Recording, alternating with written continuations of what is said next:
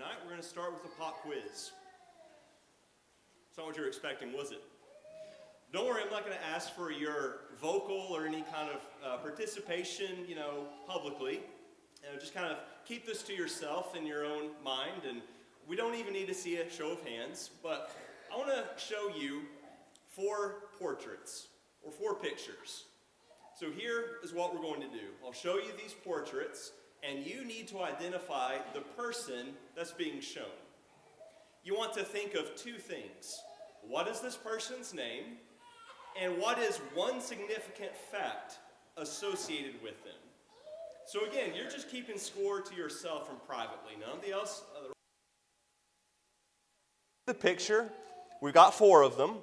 And after I show it to you, I'll give you a minute to think about the name, one significant fact associated with them, and then I'll go ahead and tell you who it is, and maybe a few significant facts. But there's a reason behind this, and there's a purpose behind it. All right, so a couple of hints. These are all famous people, and these are all Americans. Okay? So, the first one,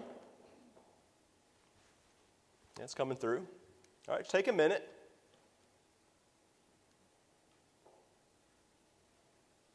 So, no, it's not a president.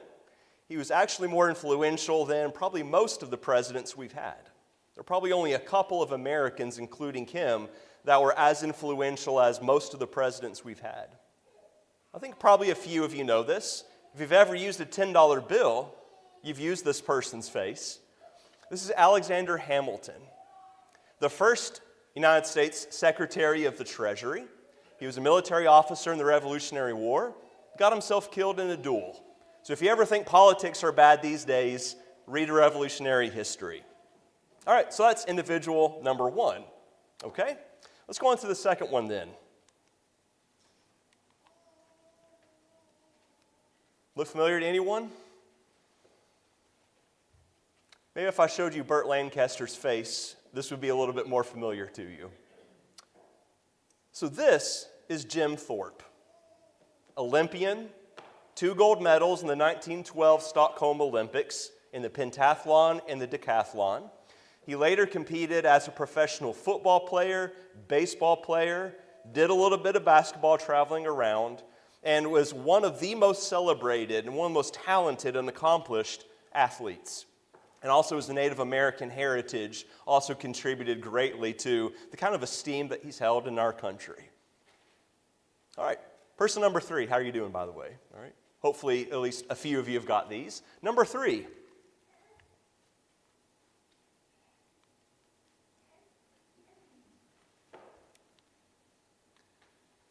This individual, Robert Jackson, United States Supreme Court Justice, across any genre and discipline, probably one of the best authors in the English language that our country has produced. His court opinions aren't just enlightening, but there's just good reading, if you're into that sort of thing. But he was also, in the aftermath of World War II, the individual that the United States sent as our representative to be our lead prosecutor in the Nuremberg trials, trying Nazis for war crimes and crimes against humanity. The fourth and final individual. If you're 30 years or older, you probably know this person, or at least I hope you at least remember this person.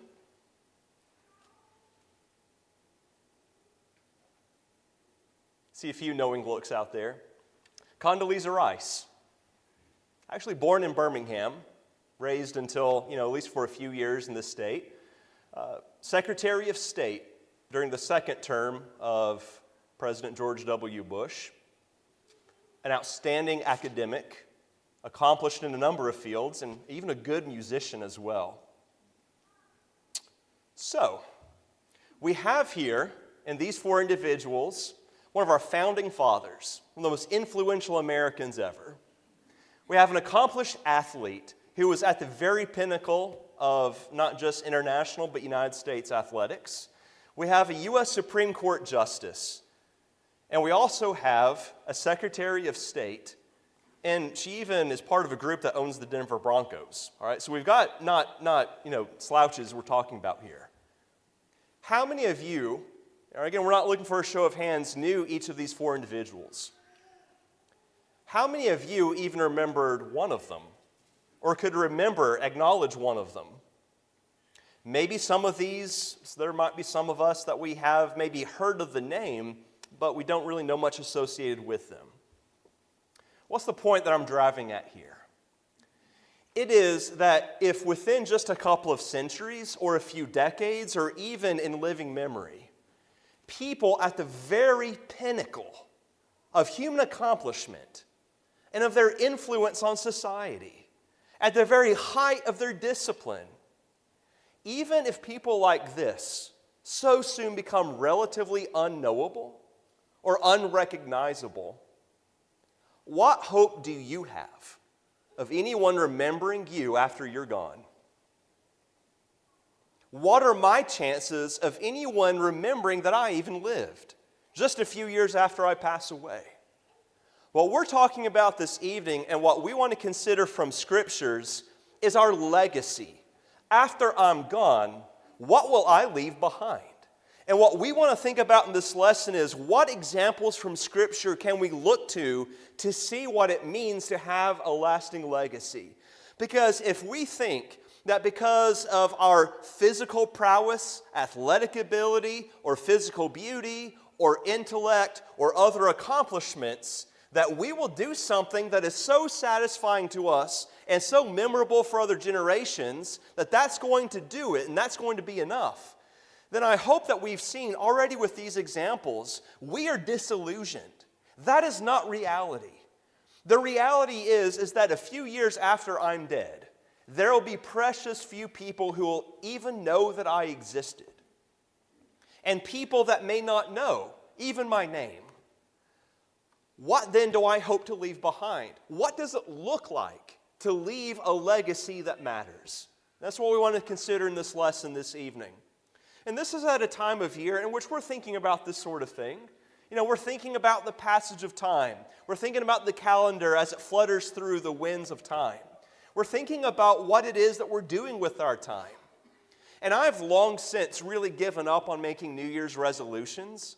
I've found that making tomorrow resolutions work a lot better for me. And that's kind of the spirit in which I want to think about this. What can I do today? What can I do tomorrow to leave a legacy that counts? I first want to consider with you the fact that our life is brief and our memory is so brief. Let's turn over to Ecclesiastes chapter 1. I want to read a few verses from this chapter with you. In Ecclesiastes chapter 1,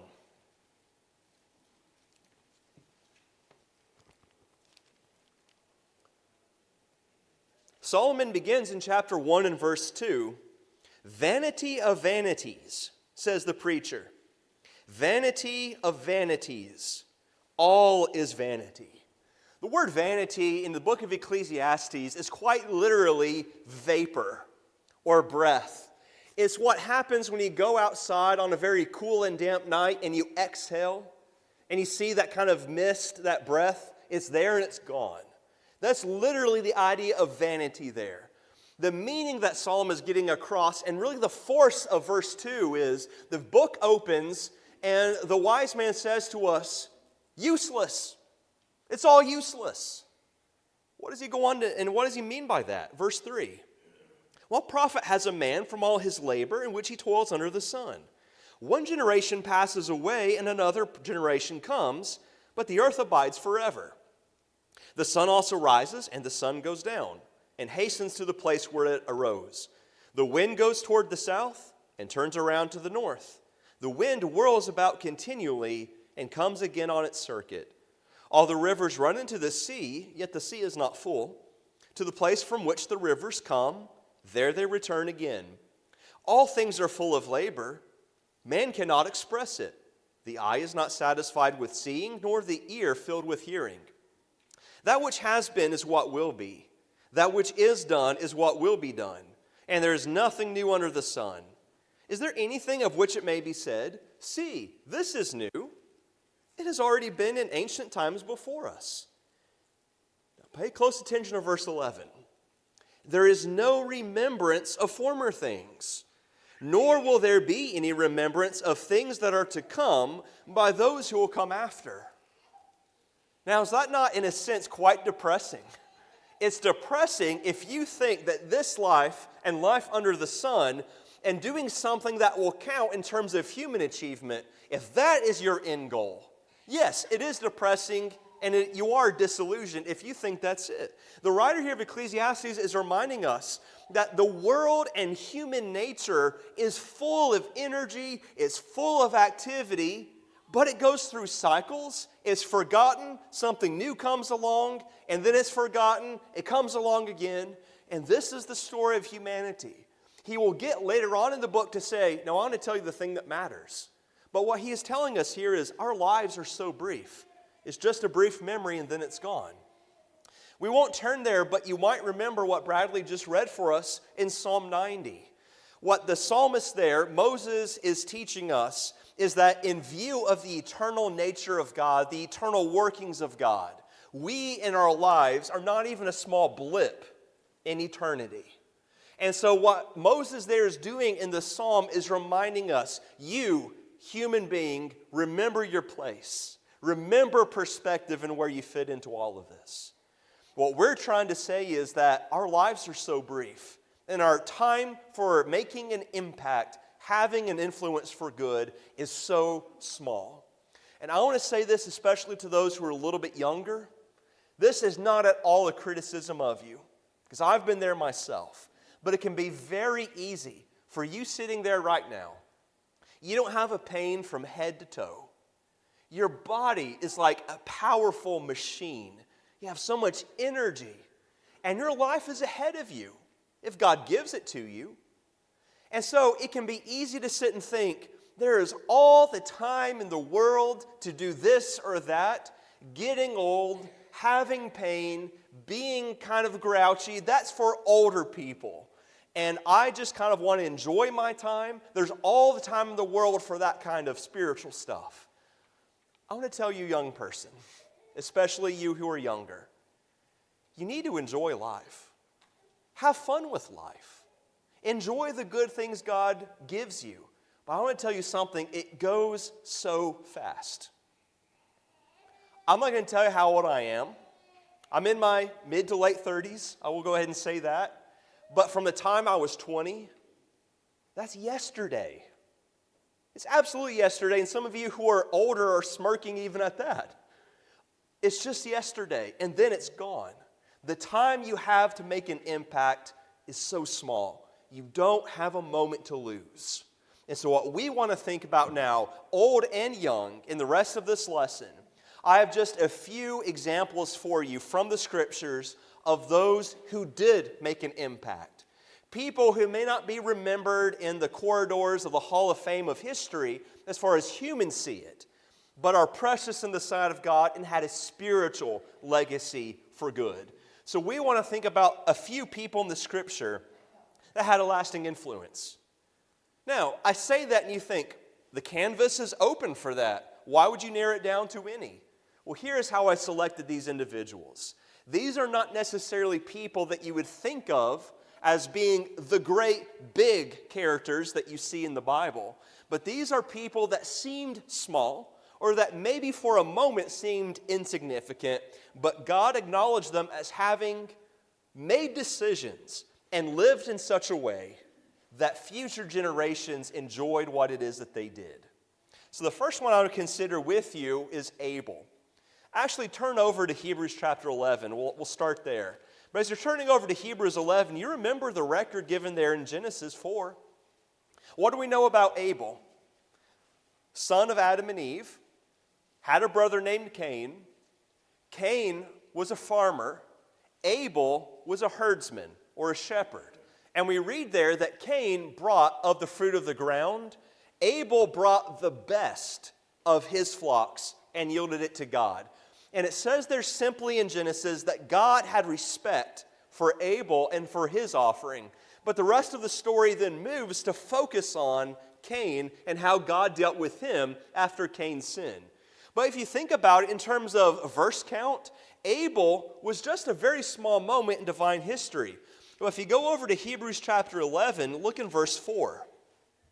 By faith, Abel offered to God a more excellent sacrifice than Cain, through which he obtained witness that he was righteous, God testifying of his gifts, and through it, he being dead still speaks. Who is it that gave witness, that stood up and said, Abel was righteous, he pleased God? God himself did that. And notice it says, through it, he being dead still speaks. What's the it there? I don't think it's the sacrifice. I think the it here is God's witness, God's testimony. That God's testimony about who Abel was lives on. And it said of Abel, he being dead still speaks. What does the testimony of Abel say? Years down the road, here is Abel. He's the first person that we know of to have died. And as far as the Genesis record goes, he's the first one that inhabits the realm of Hades. Must have been kind of an empty place, I would imagine. He wasn't left alone, but this is the first individual that goes to the world beyond. And yet, he being dead still speaks. What does it say? You can please God. You can make the decisions to offer him sacrifices that are pleasing to him. That it does matter what we do in this life. He being dead still speaks. Someday, you and I will be dead. What will we be saying?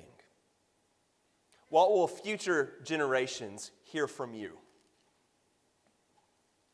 Think about another example. I like this one especially, Barzillai. Let's go over to 2 Samuel chapter 17. So as I said, these are individuals that aren't necessarily the most well-known in the Bible. I've run into a lot of Davids. We've got some Stephens here, all right? These are some common names. I don't know anyone named Barzillai, all right? But maybe it wouldn't be a bad one. In 2 Samuel chapter 17, what's the setting here? David is suffering a rebellion in his kingdom. Not just any rebellion, one of his own sons. And not just any of his sons, but one of his beloved sons, Absalom, has usurped the throne from him. And so David, under pressure from Absalom, has left the city of Jerusalem under duress. And so he and some of his loyal followers have fled quickly to escape. And they have gone over the Jordan. And David now and his men are in great necessity. They're under pressure. They don't know what's happening or who might be coming after them immediately. And they're in dire need. They're in a moment of vulnerability. And look at what happens in 2 Samuel 17, verse 27. Now it happened when David had come to Mahanaim, that Shobai the son of Nahash from Rabbah of the people of Ammon, Machir the son of Amiel from Lo-debar, and Barzillai the Gileadite from Rogelim, brought beds and basins, earthen vessels and wheat, barley and flour, parched grain and beans, lentils and parched seeds, honey and curds, sheep and cheese of the herd, for David and the people who were with him to eat. For they said, the people are hungry and weary and thirsty in the wilderness. From what we know of Barzillai, we don't know it here yet, but Barzillai is an elderly individual by his own estimation and designation. And so Barzillai is not someone who's going to take up sword and spear and go out and rough it with David and the men and fight for him. He is limited, and yet we learn here that he is a man of some means. And so he gives King David and his men resources and supplies at this time of need. Now you might think for a moment, what's the big deal with that? Can't a wealthy man part with some of his goods at this time? From their perspective, caught up in their moment in time, they don't know the rest of the story. They don't know who wins this. Now, of course, those who have faith would have been committed to God and his commitment to his anointed, so there would be that assurance. But this is a time of great danger. What if Absalom in the rebellion wins, and you have been found to have helped the old king? Barzillai puts himself out there and risks himself for David. After the rebellion has been put down, after David, as the Messiah of God, achieves the victory, let's go over to chapter 19. David now is settling scores in chapter 19 with his enemies and with those who had helped him. We come to chapter 19. Look at what it says in verse 31. And Barzillai the Gileadite came down from Rogelim and went across the Jordan with the king to escort him across the Jordan. Now Barzillai was a very aged man, 80 years old, and he had provided the king with supplies while he stayed at Mahanaim, for he was a very rich man. And the king said to Barzillai, "Come across with me, and I will provide for you while you are with me in Jerusalem." But Barzillai said to the king, "How long have I to live, that I should go up with the king to Jerusalem? I am today 80 years old. Can I discern between the good and bad? Can your servant taste what I eat or what I drink? Can I hear any longer the voice of singing men and singing women? Why then should your servant be a further burden to my lord the king? Your servant will go a little way across the Jordan with the king, and why should the king repay me with such a reward? Please, let your servant turn back again, that I may die in my own city, near the grave of my father and mother. But here is your servant Kimham. Let him cross over with my lord the king, and do for him what seems good to you." And the king answered, "Kimham shall cross over with me, and I will do for him what seems good to you. Now whatever you request of me, I will do for you." Then all the people went over the Jordan, and when the king had crossed over, the king kissed Barzillai and blessed him, and he returned to his own place. And what we then read is in 1 Kings 2, when Solomon now is taking up the throne, and he is helping discharge the debts that were remaining over from David's reign. It is noted that King Solomon and that court had respect for Barzillai and acknowledged then the promise that David had made. Barzillai was the kind of individual that when David was being persecuted and when he was under trouble at David's moment of greatest peril, when some of his most loyal advisors had even fled, one of the high priests and one of David's closest counselors forsook David and went along with the rebellion of Absalom. When everyone seemed like they were running away from David and he was vulnerable, Barzillai was one of those who ran to him. Now I'm going to tell you something. There will come a moment in your life when a family member or a friend of yours or someone in the congregation is at the lowest of the low, and maybe people are running from them. We don't help anyone in evil, but when those who are close to us, especially those of the spiritual family, you be there for them. Stand up next to them. If truth and their well-being is at stake, stand up, be counted, fight. And this is the legacy of Barzillai. It doesn't take great talent. It doesn't take great moments of activity. It takes the commitment to the Lord's anointed and to his people. And that's the legacy that Barzillai left. And it made an impact not just on David and the monarchy in Judah, but also Kimham, possibly his son, or at the very least his household, enjoyed the benefits and the protection of the Lord's anointed. What a wonderful legacy that lasted, that Barzillai left. Just a couple more examples. Let's turn over to 2 Chronicles chapter 26. Another one of the great unsung heroes of the Old Testament story. In 2 Chronicles 26, we read about one of the kings of Judah by the name of Uzziah. Uzziah decided early in his reign that he was going to seek God. And he was serious about that. And it says that God made Uzziah strong and God blessed Uzziah. And he was one of the greatest military leaders that any of God's people had. And it was because Uzziah was faithful and God strengthened him because of that. But what we're told here is that it was not just Uzziah on his own. There were other faithful individuals around him at this time. Look in chapter 26 and let's look to verse 5. It says of King Uzziah, he sought God in the days of Zechariah, who had understanding in the visions of God. And as long as he sought the Lord, God made him prosper. Now, yes, of course, the spotlight here is on Uzziah. And Uzziah had the decision, am I going to listen to good counsel or am I going to listen to evil counsel? That's on Uzziah. That was his good decision, and we give the credit to that. But what it says here is that there were also prophets in his court. There was a certain Zechariah. Now, this is not the Zechariah whose book we have. He comes a long time later. This is another Zechariah. But what we learn is that here was this prophet. It says he had understandings in the visions of God. Other versions, though, will say that he had understanding in the fear of God.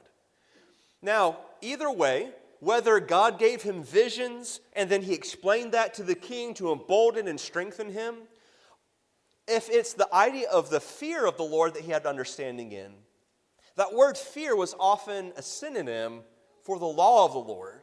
And maybe it's the case that here is Zechariah, who is blessed with a particular insight and awareness and zeal for the law of God that he expounded then to Uzziah. In either case, Uzziah's faithfulness and the strength of his reign is at least in part attributed to this Zechariah, because it says, as long as he sought the Lord, God made him prosper.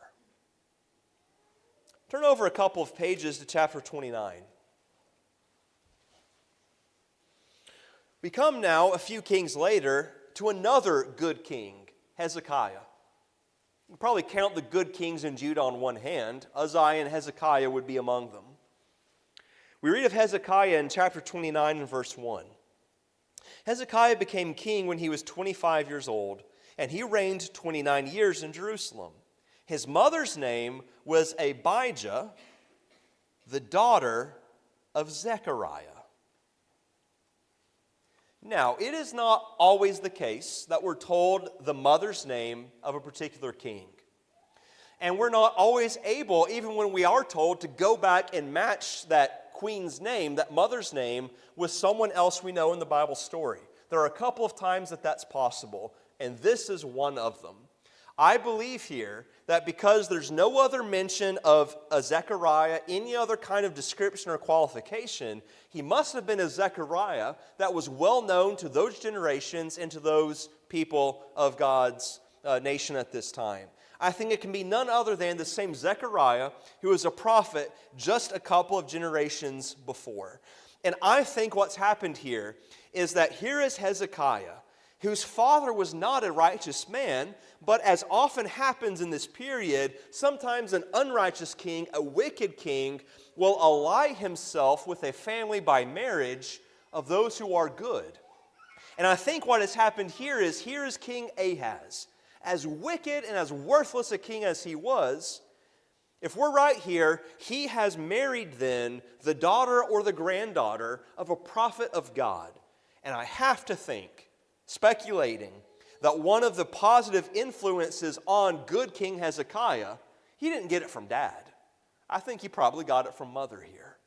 And so what we see here is, I believe it's not just Zechariah, but his daughter, that word could possibly mean granddaughter as well, had a positive influence in the court of the kings of Judah and the heirs of David. Again, we don't have to be the one that always has the sign, neon sign over us that we're the leader, we're the ones doing something, we're out front and center publicly. But it's sometimes those who are behind the scenes, those who might be deemed more obscure, who are so fundamental and leave a lasting impact on future generations. One more example. Let's turn over to 2 Timothy chapter 1.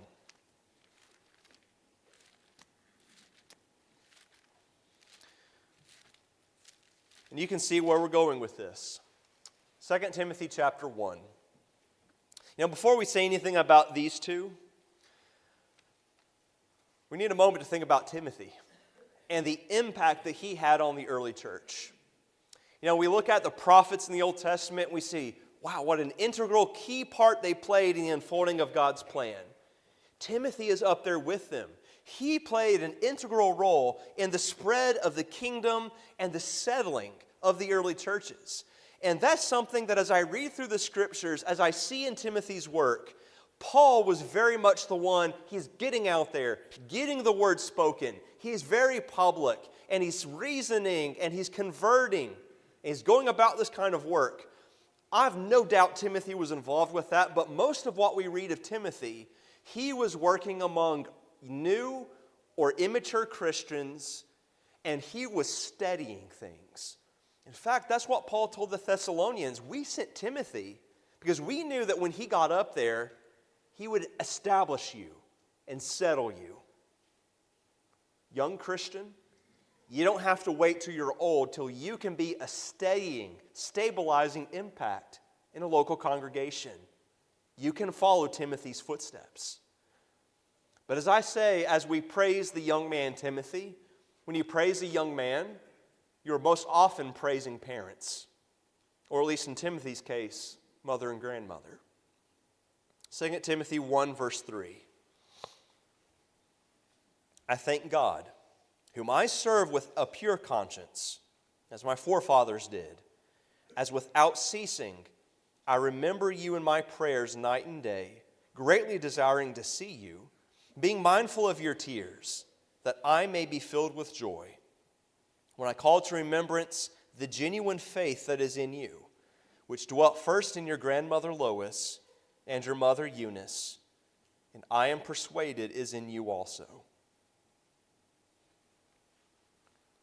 Can you imagine the many Christians in heaven who are there in part because Timothy was such a powerful influence in their lives? Of course, yes, first and foremost, forever by the grace of the Lord, but because of Timothy and his role. As Paul wrote of him earlier in his ministry, I want to send Timothy to you Philippians because there's no one like him who cares for you and not himself. And that which was so precious and so powerful for the Christians of his generation was that the faith and the love of Timothy was absolutely pristine and pure, unadulterated by agenda and ulterior motives. And Paul says here, that which is in you, Timothy, was first in your mother, and it was first in your grandmother. And it's the same thing that's in you. I think all of us, maybe some of us sitting here tonight, can say that we're faithful in large part because of mom, or because of grandparents, or maybe it was just father. I know that there are times in those kinds of situations where, like Timothy, the godliness and the spiritual strength in the home was not coming from father and mother. It was coming from one of the two. And so often, it's just the case that it's mother. I don't pretend to know what that's like and the challenges that are in that. But you have tremendous power for good, not just in your home, but on those that your children and your grandchildren can influence. The decisions that you are making right now are not just impacting you and your children, but your children will influence someone. They will have an impact on someone, their own children, and on others. Don't lose heart. I have no idea how difficult it can be. You're not alone. The Lord is working good in you. You possess unfeigned or pure faith, sincere faith. Let your faith live out loud, even as difficult as it might be in the home. Let that live through you. Let the children see it. Let them see that God is real to you. He's more important than anything else in this world, and that being with God and His people and a commitment to Him is more important than anything, even if it's the hard decisions. And you are sowing a wonderful crop that someday will bear fruit, even if you don't live to see it. Stay with it. Be faithful, and let God take care of His business of shepherding His souls to Him.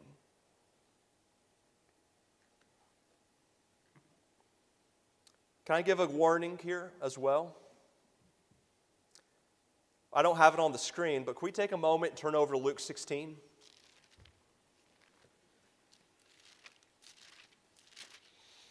Luke chapter 16.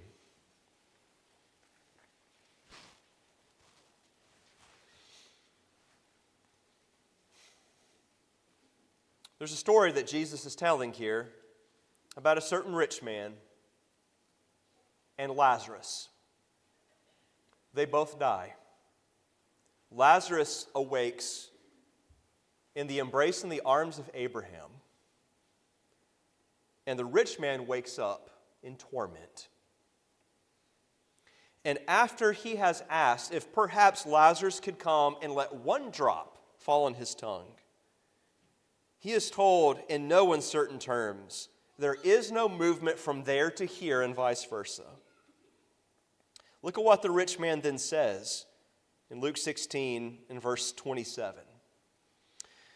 Then he said, I beg you therefore, Father, that you would send him to my father's house, for I have 5 brothers, that he may testify to them, lest they also come to this place of torment. Abraham said to him, they have Moses and the prophets. Let them hear them. And he said, no, Father Abraham, but if one goes to them from the dead, they will repent. But he said to him, if they do not hear Moses and the prophets, neither will they be persuaded, though one rise from the dead. Eunice and Lois, the rich man. Which am I going to be? I'm making the decisions now. What legacy I'm leaving behind. There will come a moment in which you can say or do nothing to impact the living. Right now, as you are breathing, as your heart is beating, your actions and your decisions are impacting the living. Make the ones that will last through eternity. When we see Eunice and Lois and their impact on Timothy, I think all of us who are in here can say that there are family members, parents, there are grandparents, perhaps an uncle or an aunt, or even a cousin perhaps who's a little bit older, or maybe good friends of ours, preachers from the past, elders from the past, good brother or sister so-and-so that has long passed on.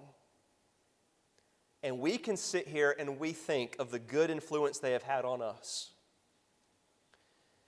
And as I stand up here, and as I go about my work, and as I'm sure you do in your life as a Christian, you become conscious that from time to time, their words are your words. And the things that maybe they said or they really emphasized, you remember them right now. When that happens, there's a sense in which, yes, you have owned that. That's become a part of you.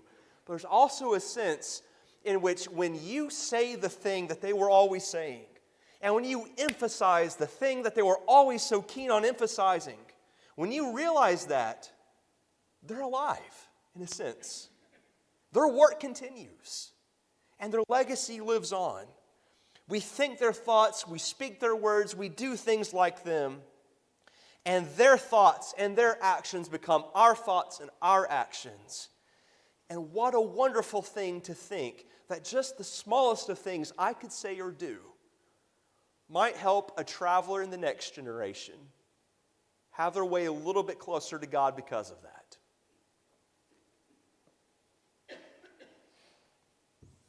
Make each day count. I don't know what's going to happen to me by the end of the year. You might have another guy up here by December of 2024 preaching to you. You might have someone next week. I don't know the future, and you don't know it for yourself either. You may never be in this room again. You never see the rest of us ever again. You may not have another moment. Make each day, each moment count. When you're gone, what are you working toward? What's the legacy that you are leaving behind? Let's go back to Psalm 90. I want to look at the end of this passage. And it may be that we, come to this point in the lesson, and maybe some of us are thinking, I have regret. I feel terrible about lost time. Let me tell you, one of the most wonderful things about being a Christian is that God gives us the opportunity not to go back in time, but to redeem the time. And I think there's something said here in Psalm 90 that's strengthening in that respect. In Psalm 90 in verse 13, we have prayers. Return, O Lord. How long? And have compassion on your servants. O satisfy us early with your mercy, that we may rejoice and be glad all our days. Make us glad according to the days in which you have afflicted us, the years in which we have seen evil. Let your work appear to your servants and your glory to their children. And let the beauty of the Lord our God be upon us, and establish the work of our hands for us. Yes, establish the work of our hands.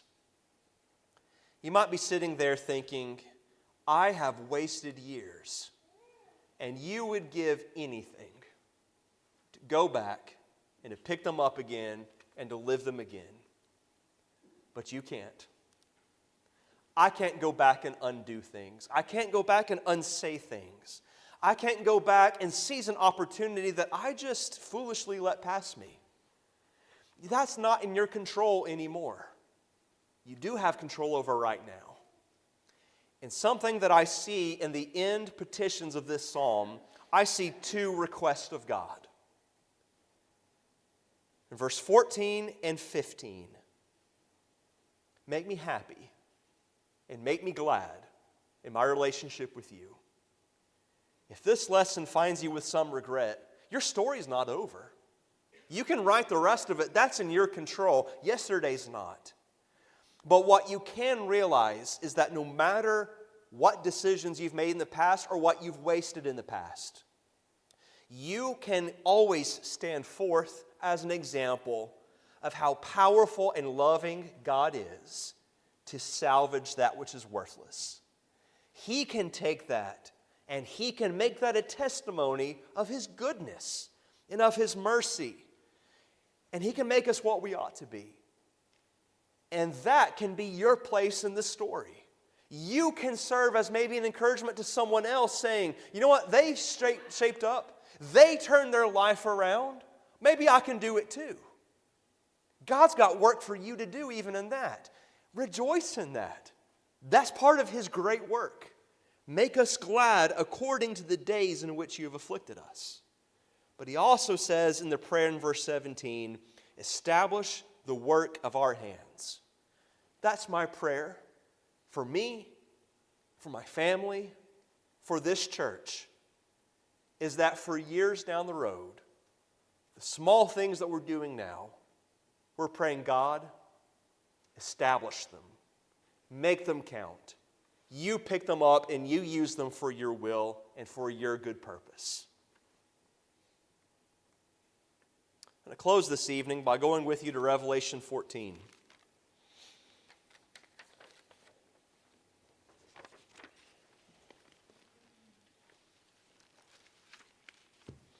In Revelation 14, the Apostle John receives a message of what it's like to be a child of God and to hang on when it seems like there's every reason in the world not to hang on. And in chapter 14, notice verse 13. Then I heard a voice from heaven saying to me, write.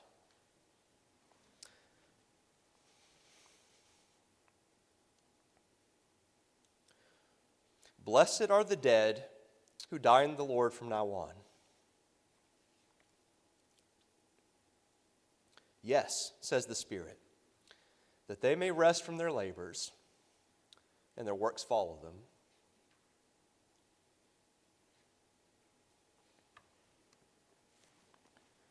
Your works are following you, and they will follow you. And it's powerful to think that there are things that I say and do that will live longer than I will. Build the right things. And what this passage reminds me is that, yes, it is the case that every moment of my life, I'm leaving a footprint, a track in the sands of eternity. Where are your footsteps leading? You need to look up and see where your footsteps are leading for your own soul's sake. But because there will be other people after you who are looking at your footprints and seeing where you're going, and they will follow you. And so we call upon you tonight.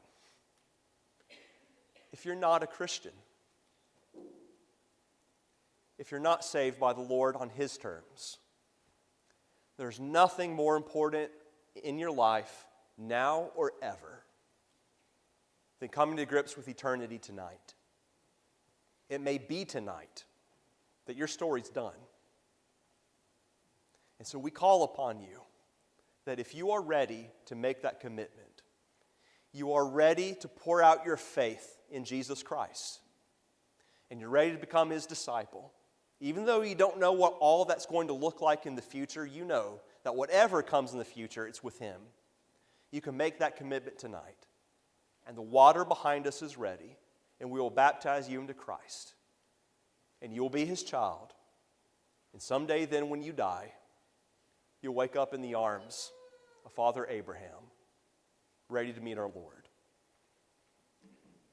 And if you are a child of God, and you've let the past years, the past days and moments just go by without a thought, without seriousness, repent and renew your zeal tonight, that your works from now on will follow you into eternity in a positive way.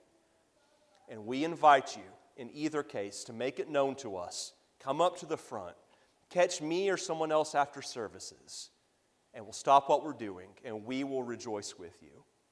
And we invite you now, while we stand, while we sing together.